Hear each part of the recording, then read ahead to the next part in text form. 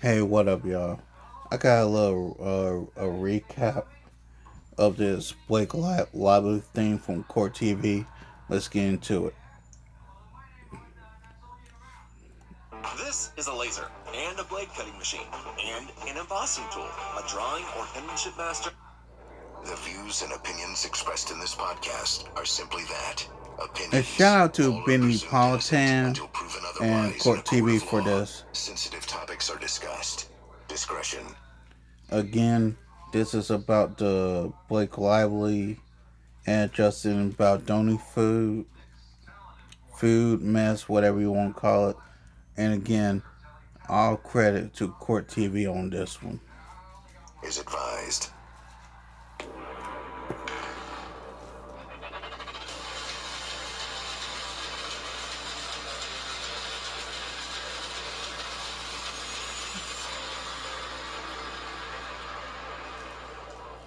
I'm Vinnie Politan. The subject of my investigation is a story out of Hollywood that everyone's talking about. The ongoing legal battle and feud between Blake Lively and her husband Ryan Reynolds and actor and director Justin Baldoni.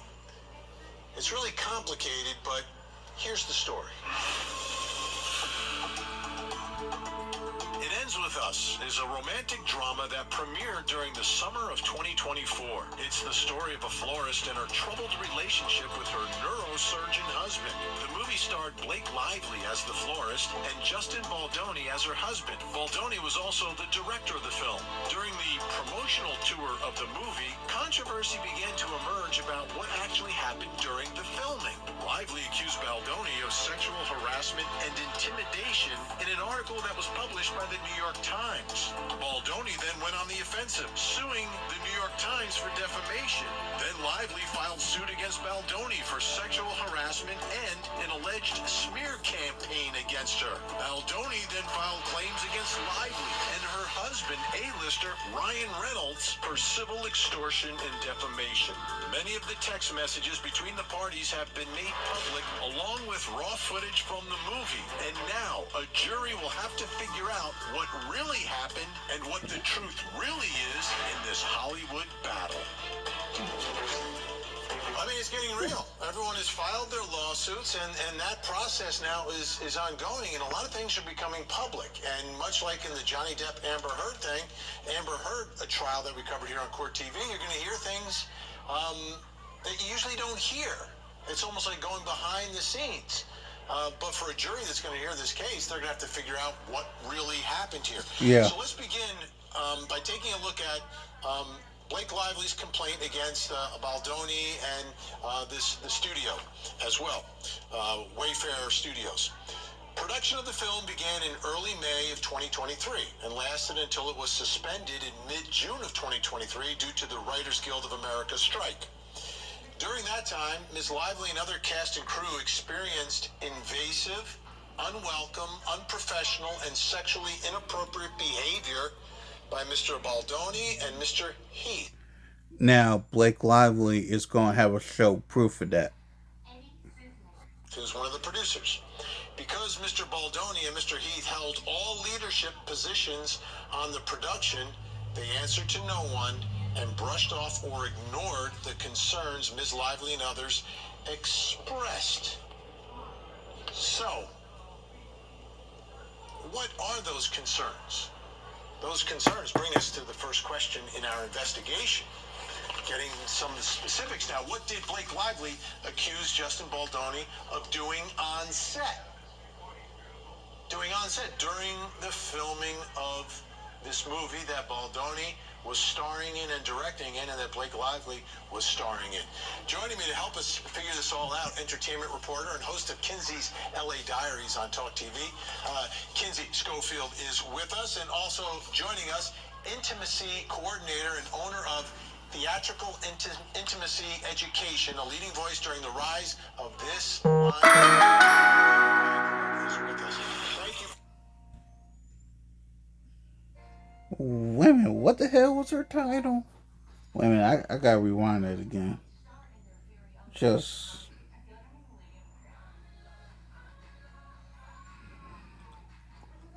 I gotta rewind this just a little bit. Thing. Amber Heard trial that we covered here on Court TV, you're going to hear things that you usually don't hear. It's almost like going behind the scenes. But for a jury that's going to hear this case, they're going to have to figure out what really happened here. Yeah. So let's begin by taking a look at Blake Lively's complaint against Baldoni and the studio as well, Wayfair Studios. I also want to say, Law and Crime also did a breakdown of this, but the reason I chose this breakdown because I think it gives us a concise, detailed analysis of what's going on in this case. Let's get back into it. Production of the film began in early May of 2023 and lasted until it was suspended in mid-June of 2023 due to the Writers Guild of America strike. During that time, Ms. Lively and other cast and crew experienced invasive, unwelcome, unprofessional, and sexually inappropriate behavior by Mr. Baldoni and Mr. Heath, who's one of the producers.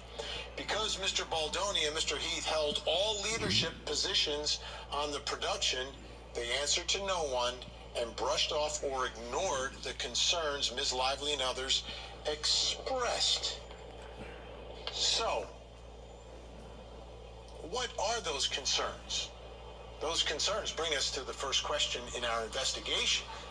Getting some of the specifics now, what did Blake Lively accuse Justin Baldoni of doing on set?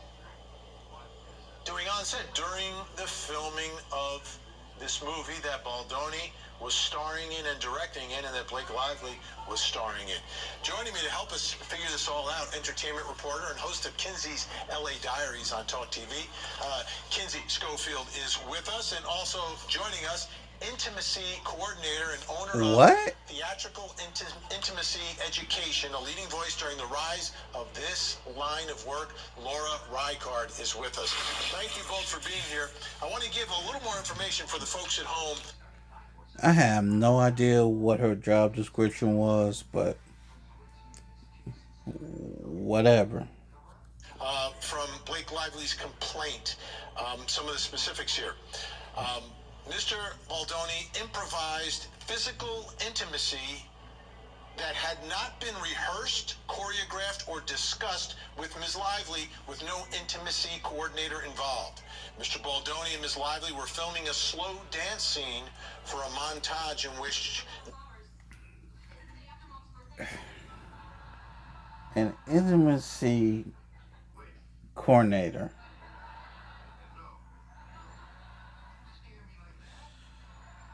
Alright, whatever. No sound was recorded. Mr. Baldoni chose to let the camera roll and have them perform the scene, but did not act in character as Ryle. Instead, he spoke to Ms. Lively out of character as himself. At one point, he leaned forward and slowly dragged his lips from her ear and down her neck as he said, "It smells so good." None of this was remotely in character or based on any dialogue in the script, and nothing needed to be said because, again, there was no sound. Mr. Baldoni was caressing Ms. Lively with his mouth in a way that had nothing to do with their roles.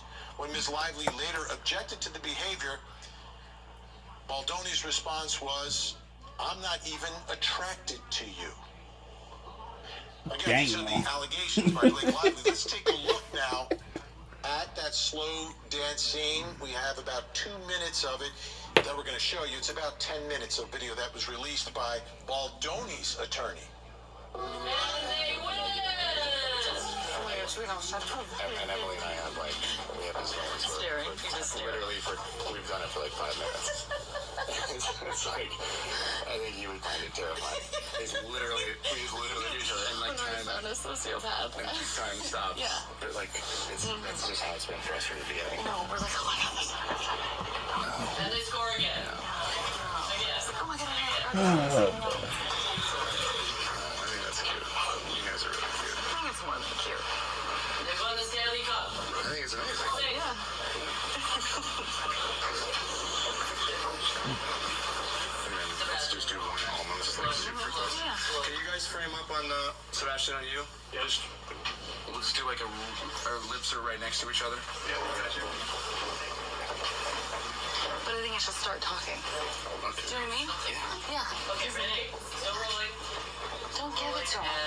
They want it. Don't give it to They them. score. Just Right. keep restraint. Yeah. Score. Just do a little bit of restraint. Right, come on back.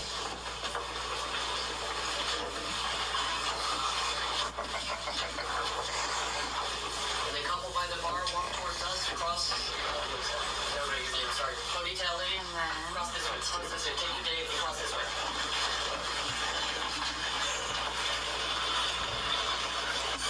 It's so nosy. I know. It's And my- noses. And my nose is so big. I was hoping that we could address this. It's not too late. Just gotta shut down. We're gonna call an insurance month and just deal with that. And then,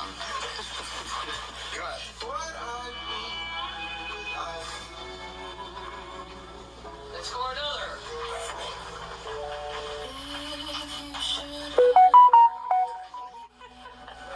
I'm probably getting hurt fast. Ryan's good. Well, it's not bad. It's the body makeup.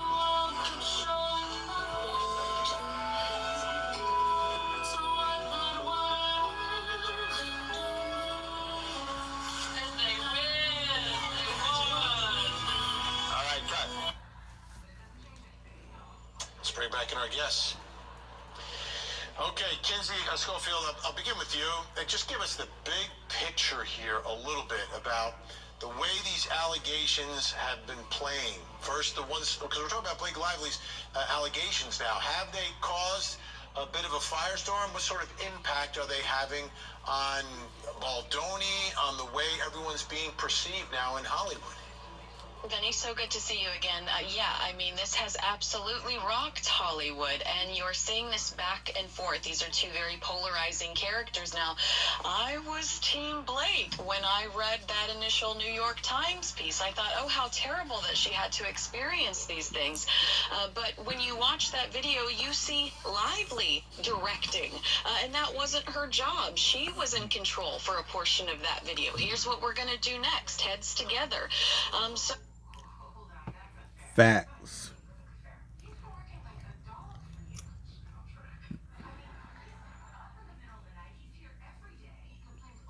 Everything this woman just said it was that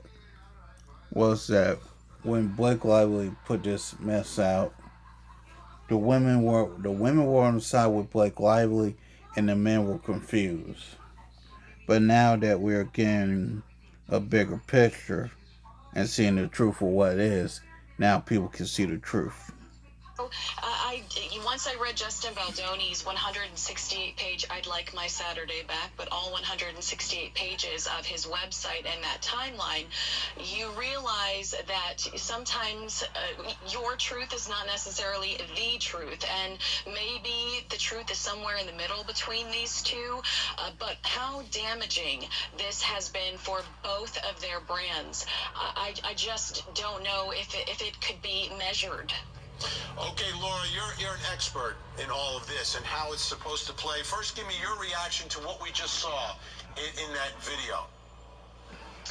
Well, the question is, for a consent-based space, which is what an intimacy coordinator is there to help support, how fully informed were both actors on what they intended to improvise as they were filming the scene? And it does look and sound like, from the setup, that production was mainly focused on background for this moment. Also, was there an intimacy coordinator present for this scene? From the research I've done, if it's correct, the intimacy coordinator was not requested to be there that day. And that's not unusual for what is considered more milder intimate scenes, like a kissing scene, hand-holding. It's not necessarily recommended to have an intimacy coordinator unless the actors or production would like to have them there. And I've been on productions where I've been there for a kiss on the cheek, and then I've been on productions where I've been there for really heavy intimate scenes and not there for the kissing scenes. So if the intimacy coordinator was there that day, they would have certainly spoke with both actors, talked through, do you want to kiss, where do you want to touch, how do you want that touch to be, double check in between takes that it's all working for the actors, and if it wasn't working for the actors, convey that to leadership to make sure that we can change it so it does work for the actors. If there's not an intimacy coordinator on set that day, then the actors are communicating with each other, and then they have to, if something isn't working for each other and the actors aren't listening, then they would need to report that to the person above their pay grade.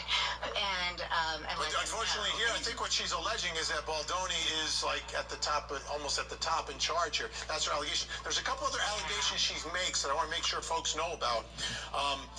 Baldoni inserted improvised, gratuitous sexual content or scenes involving nudity in the film. After she signed on to the movie, without Ms. Lively's knowledge or consent, personally added graphic content, including a scene in which Ms. Lively was to orgasm on camera. When she objected, Mr. Baldoni insisted that he added them because he was making the film through the female gaze. Mr. Baldoni then intrusively asked Ms. Lively whether she and her husband climaxed simultaneously during intercourse, which Ms. Lively found invasive and refused to discuss. Some weird shit. A little out there. Yeah, way out there. Laura, let me ask you about scenes that come after the fact. Have you seen that happen during the course of a production where they add something and then suddenly there's a discussion about it? How does that go when things go well? Yes, well, the recommendation by SAG-AFTRA is that nothing is added 48 hours before filming. So things can come up after people have agreed to be in the film, but as soon as it comes up, we discuss it with the actors, we contact their agents, we let them know, we go through writers with them, those writers go to legal, so everything is documented, and we go in deep detail to see what the actor needs to consent to doing those moments, and then we work with wardrobe and stunts and everyone we can to get what they need so they feel as supported as possible to do those moments. Or they can say, no, I was not aware of that in casting, I do not want to do that, and then production has to handle how they're going to move forward with that actor establishing that boundary, and the intimacy coordinator is there to help and support, to advocate for the actor in that process. All right. Unfortunately, out of time for this segment. Big thank you to Kinsey Schofield and Laura Reinhardt. Great to have you on the program. Coming up next, was there a smear campaign against Blake Lively? The Court TV podcast will return. So this case of Blake Lively and Justin Baldoni is in part about what was happening during the filming of the movie, but it's also about what was happening after the filming of the movie. Take a look at this. This is, again, Blake Lively in her complaint against Baldoni. What the public also did not know was that this was the beginning of a multi-tiered plan that Mr. Baldoni and his team described as social manipulation designed to destroy Ms. Lively's reputation. Mr. Baldoni and his Wayfarer associates embarked on a sophisticated press and digital plan in retaliation for Ms. Lively exercising her legally protected right to speak up about their misconduct on the set. So she makes the allegations about what's happening on the set, and then says as a result of that, she was attacked afterwards by this sophisticated plan, which brings us to the next question in our investigation. Was there a smear campaign against Blake Lively? Did they go after her? Joining me, Associated Press entertainment reporter who's been covering this dispute. Andrew Dalton is with us, and crisis management expert, leads a specialized crisis response team for the firm Red Banyan. Kelsey Kinter is with us as well. Great to have you both here. This is some wild stuff, like just trying to understand it from not being in Hollywood is difficult. Andrew, what are your thoughts about this allegations of a smear campaign? Like, how did this play out in terms of social media and the press as all this is unfolding? What's going on? Because I'll be honest, I was a little bit out of the loop at the time. Yeah, there's certainly a lot of really damning text messages.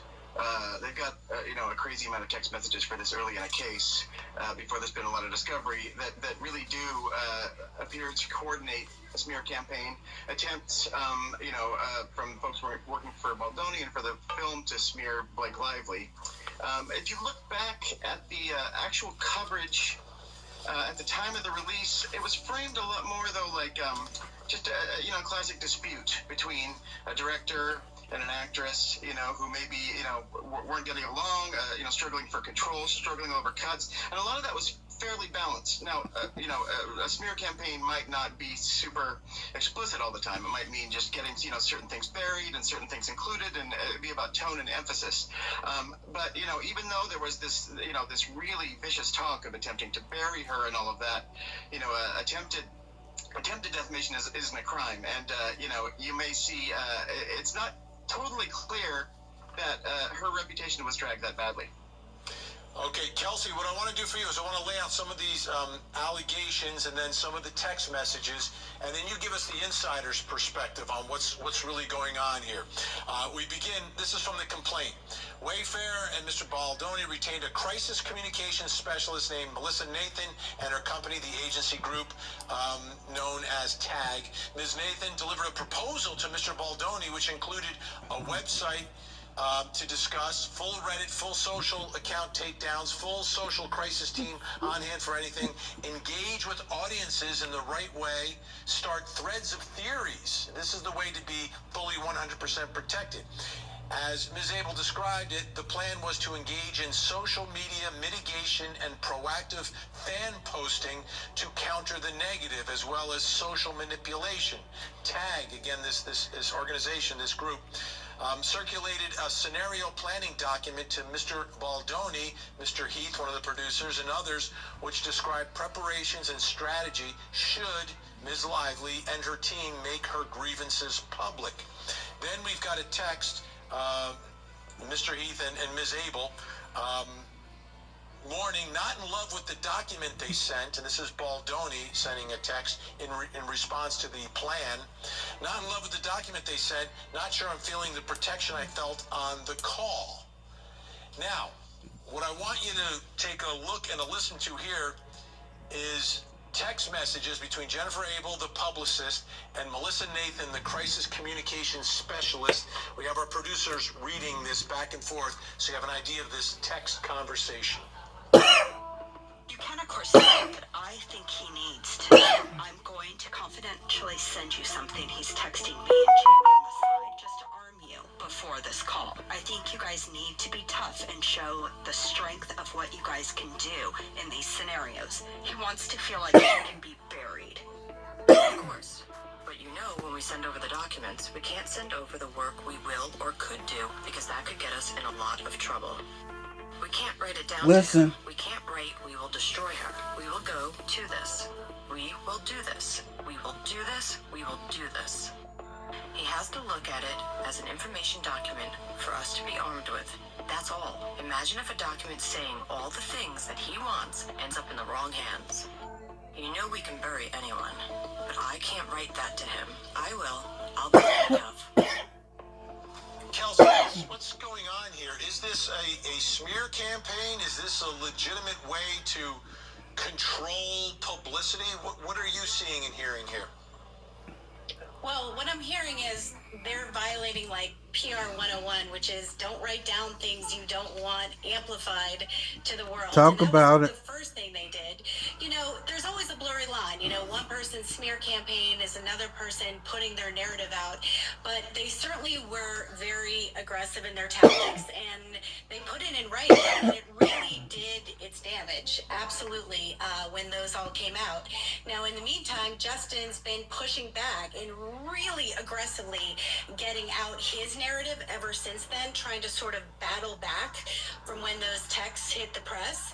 And he's actually done a pretty remarkable job. And if you look at that website and you look at how lawsuits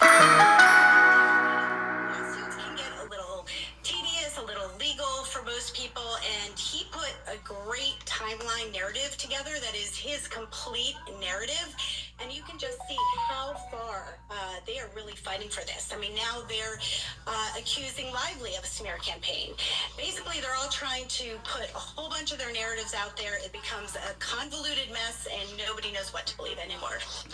Andrew, have you ever seen it to this extent, the public relation aspect, and you've got it's an actual federal case that is taking place as well at the same time? There's no individual element here that I haven't seen before. You know, this like it's the confluence of all of them. There's so many. You know, it's like some kind of a hydra. There's so many elements to it. It's just almost hard to pin down. You know, it has bits of Me Too and bits of sort of classic Hollywood fights over that happen on the set. And you know, one of the reasons I think this has happened is if you look at some of the conversations behind the scenes, it felt like they were almost looking to see who was going to take the blame for a disaster. But the twist no one really expected was that this movie was going to be a really big hit. You know, this isn't the kind of movie that even usually plays, in movie theaters anymore. It's usually relegated to, second-tier Netflix status, but it played in theaters, it made $150 million, and in the short term, that might have made things better, but in the long term, I think it just really raised the stakes and made it more certain that I was just going to come out. Kelsey, we just have like 10 seconds here. The social media manipulation, is that common? Is that happening? Well, certainly you're trying to get your narrative out there on social media. I'm not sure these tactics are things that most people would stand by immediately. All right, Kelsey Cantor, Andrew Dalton, great to have your insight. Thank you so much. Coming up, what are Justin Baldoni's claims against Blake Lively and her husband, Ryan Reynolds?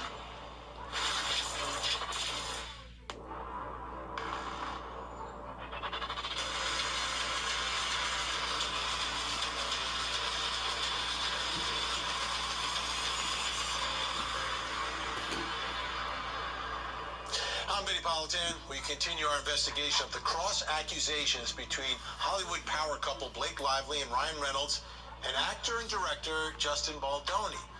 The plot of this lawsuit is actually more interesting, I believe, than the film that they made. Yep. Here's the story. Blake Lively is a very successful actor married to super A-lister Ryan Reynolds. Justin Baldoni is an actor and director with a successful career in Hollywood as well. In 2023, Lively was co-starring with Baldoni in a movie he was directing called It Ends With Us. It was a story about the troubled relationship between Baldoni and Lively's characters and included some domestic violence. When the movie was released, there was a lot of buzz surrounding the film, but it was more about the real-life drama between the actors. Lively accused Baldoni of sexual harassment and intimidation. Baldoni claimed he was being defamed by Lively and her husband, Ryan Reynolds. These accusations have resulted in a very high-profile case with both sides suing one another for millions of dollars. And in the meantime, many of the communications between the parties have become public. Now, this case is slated as the next big Hollywood celebrity trial. So we've spent some time talking about Blake Lively's claims against Baldoni, which brings us to our next question in our investigation. But before we get there, I want to take a look at part of the amended complaint here. Take a look. At the bottom, this is not a case about celebrities sniping at each other in the press. This is a case about two of the most powerful stars in the world deploying their enormous power to steal an entire film right out of the hands of its director and production studio.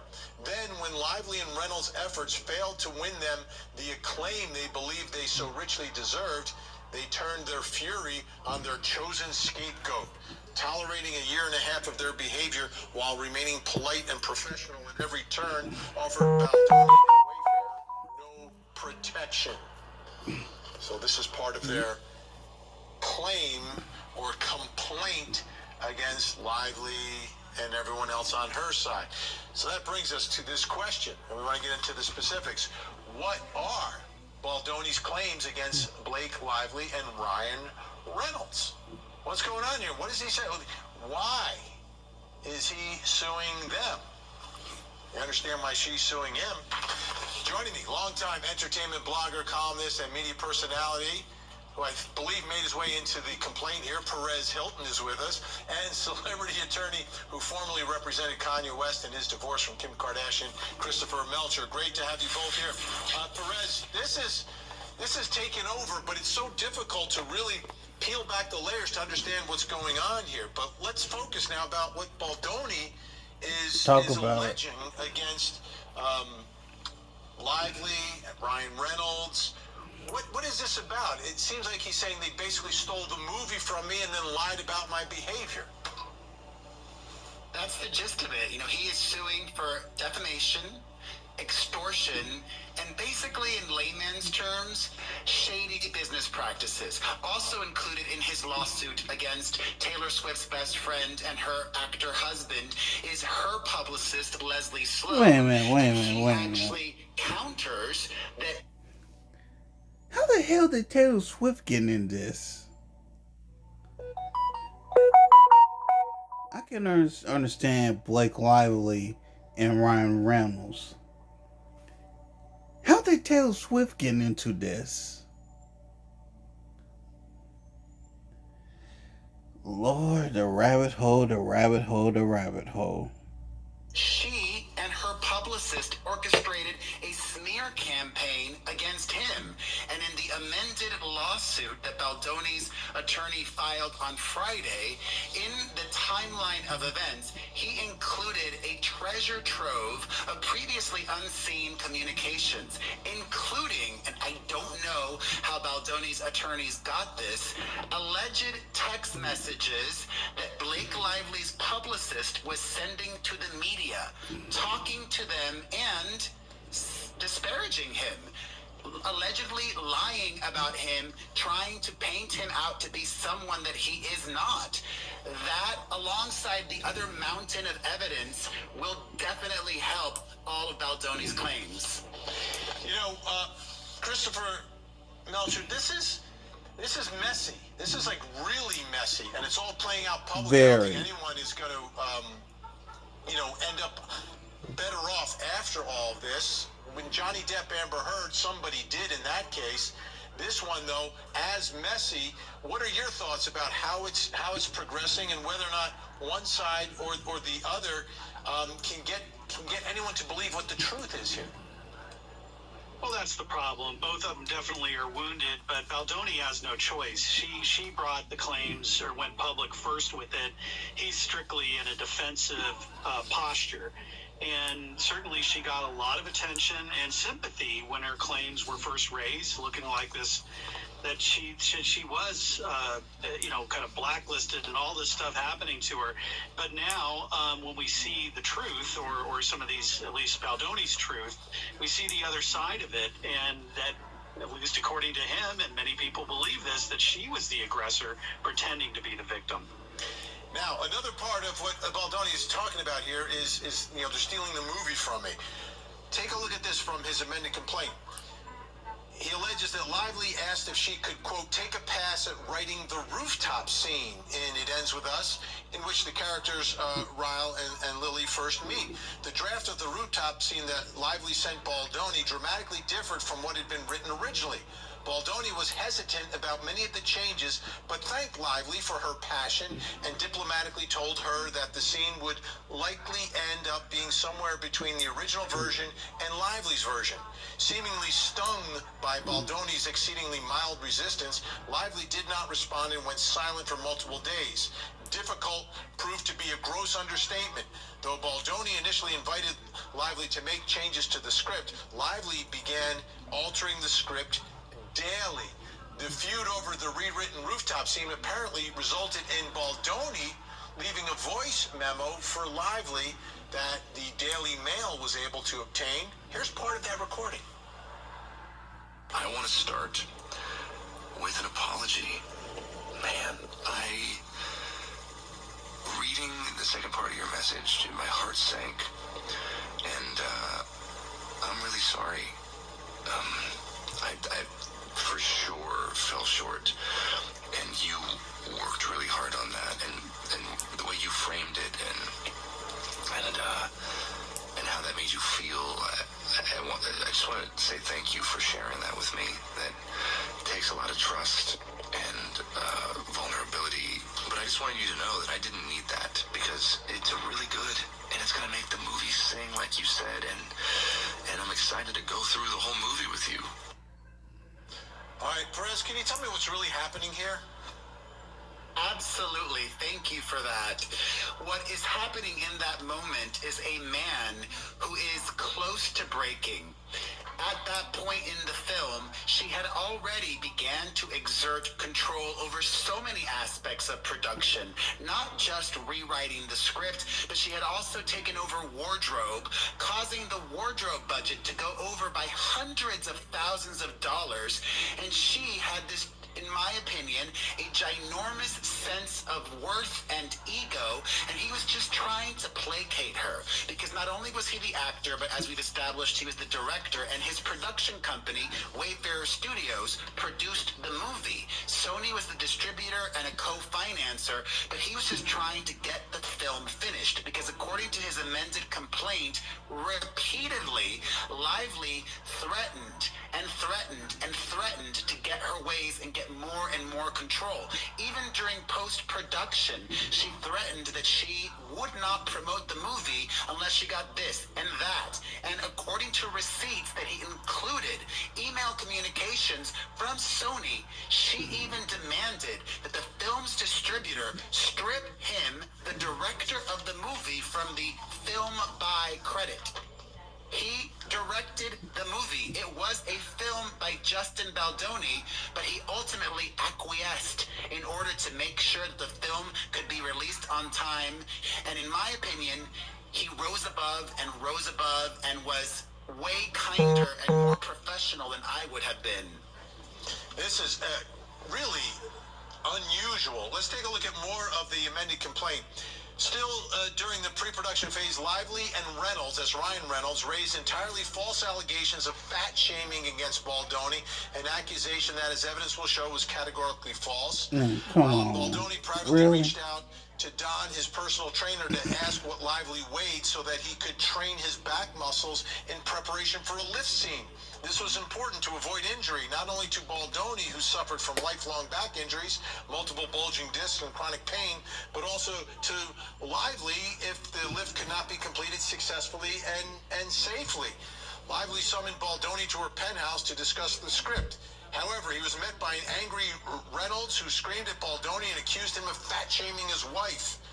This confrontation by Reynolds and Lively was so aggressive that Baldoni felt he had no choice but to offer repeated and completely unwarranted apologies for what was a good faith and reasonable question to ask of his trainer.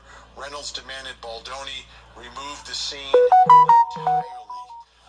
Come on, really, man? This is a lot of inside baseball here in how a movie is made and some of the things back and forth. I'm looking at this and I'm wondering, is this something that is really actionable? Is this something that should really rise to the level of a federal lawsuit? Well, I mean, she's brought the suit, and he's got to defend himself. And there's some very serious allegations being made against him and Wayfarer for harassment. So he's coming over the top and saying that's all false and that this was all about her. And I think that quote there really shows that she's the center of attention. She takes this opportunity that he has to train himself and prepare for a scene as somehow relating to her weight. So I think this reflects really poorly on her, but Baldoni has to defend himself. These allegations are very serious, and he's really got no choice but to now come out with everything that he's got. All right, Perez, in all your years of covering Hollywood, have you ever seen, the smears going back and forth at the level that they are in this particular feud case, which is now a lawsuit? Yes, I mean, even recently, there are so many parallels to the Johnny Depp and Amber Heard case, which was extremely toxic, and at least one of the same players are involved. The crisis PR expert, Melissa Nathan, who was hired by Baldoni last summer, also worked with Johnny Depp. But just to circle back for a quick moment, it had been well documented that Justin Baldoni truly did have back issues. In fact, during production, he was hospitalized for his pre-existing back issues. In his amended complaint, he included photos from the hospital and texting his editors about being unwell. And I am excited to hopefully have this go to court, because he has suffered from these allegations that she made against him.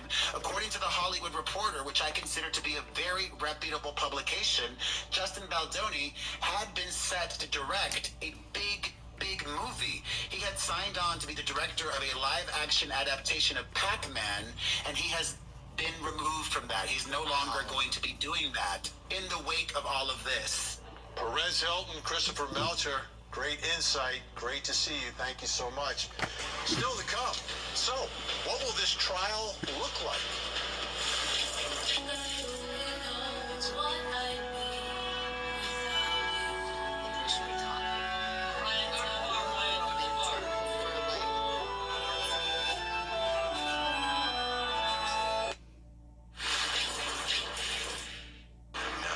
Back to the Court TV podcast.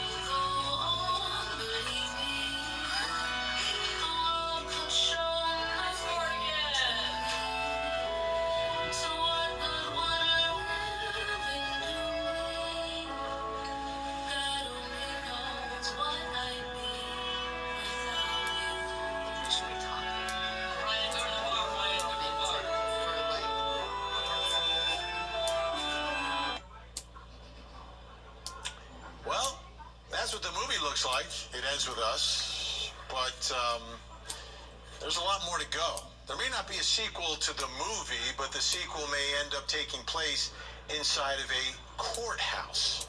And that brings me to the next question in our investigation, which is, what will this trial look like? Let's bring in some folks who know the answer to that question. Joining me, former federal prosecutor in Los Angeles, Nima Rahmani, and he served as special trial counsel to Johnny Depp in his defamation case. Trial attorney Wayne Dennison. Great to have you both here. Okay, Wayne, what are your thoughts about what this thing is going to look like? Will it look anything like Depp v. Heard? Yeah, I don't think so, largely because of the setting and, quite frankly, although these people are prominent, they don't have the same level of prominence. I was actually at the courthouse for the Imelda Marcos trial, and it was very well regulated, irrespective of the amount of national and international attention. I don't think you're going to see a circus. Nima Rahmani, what do you think we're going to see at this trial? Because I'm looking at, Blake's best friend is Taylor Swift. It seems she may have been there at some points during this. Her husband is Ryan Reynolds, another super A-lister. What do you suspect this trial will look like? Well, it really depends on where it is, and Wayne touched upon it, but obviously in federal court, for better or worse, it's tougher to get that circus environment because there's no cameras in there. Obviously, New York State courts don't have cameras. But one of the lawsuits is filed here in Los Angeles, and of course, there are cameras usually in Los Angeles courtrooms, and we are used to a lot of celebrity cases. So may not reach the level of Depp v. Heard. That's a unicorn type case because of Johnny Depp and who he is, but it may get close because there's a lot of fan interest in this case, both on traditional and social media. Okay, so Wayne, from your perspective, looking at the claims here going back and forth, there's the sexual harassment aspect of it, but then there's the aspect that these are all false allegations, and this is a defamation case. And, they're trying to take over my movie. And she's saying, no, well, you're doing this smear campaign against us. What do you think it's really going to be about? Well, I think she's going to get the benefit of the doubt, and she should get the benefit of the doubt on this. But quite frankly, the only way he's going to save himself career-wise and from cancellation generally is to come out as hard as he possibly can.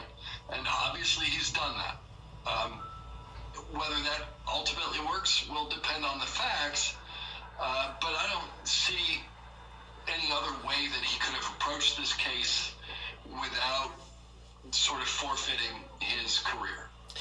Nima, with everything that has become public now, and again, there's the counter claims about the information that's out there, both sides have taken on some damage here.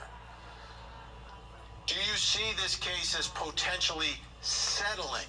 Like Johnny Depp, Amber Heard not settling, right? Because Johnny Depp wanted his day in court. He wanted to get his reputation back. It wasn't even about money. It was about, where do you go to get your reputation back? Well, you get Wayne Dennison and some lawyers like that, and you get it back. Do you think either side here wants, they want the trial, they don't want the trial? Is it about money? Is it about reputation? What do you think? Vinny, it's definitely not about money. Blake Lively doesn't need the money. Ryan Reynolds certainly doesn't need the money. And Justin Baldoni is fighting for his career. And I think even though the vast majority of cases settle, there's a high possibility that this goes the distance. I don't think Blake Lively and the legal and PR team appreciated the possibility that Baldoni would strike back. And this is a case as much for the court of public opinion as it is that room. It's not about the money. And I think if you ask folks, especially now, they think Baldoni is winning that battle, that PR battle. I would say probably 80% or more people who are watching are on Team Justin Baldoni, which I never would have thought when that New York Times article came out, or William Morris agency dropped Baldoni, or he had that achievement or rescinded. Johnny Depp had an amazing comeback. This may be one of those amazing legal and PR comebacks as well. And Wayne, if you had to put a number on what the case could be worth for either side if they're victorious, what's the ballpark you think we're talking about here? We have about 15 seconds. People are throwing out $400 million. It's not a $400 million case. This case is all about reputation, and $2 would win it for Baldoni. Big thank you to Nima Romani in LA. Wayne Dennison, thank you so much. Really do appreciate it. Hollywood lawsuits are always multi-layered. First, there are the actual legal allegations, right? And here, as we've been talking about, it's basically a combination of sexual harassment, defamation, and allegations of civil extortion. And while a civil lawsuit is about money, right, because of damages, in Hollywood it's also about reputation. And both sides are dug in this case. Yeah. And because both sides want to continue to work in movies and have blockbusters and have careers, the problem is, if they go to trial, one side may lose not just the lawsuit, but also a meaningful future in Hollywood. I'm Vinny Politan. We'll keep digging for answers. And that's it. Investigation.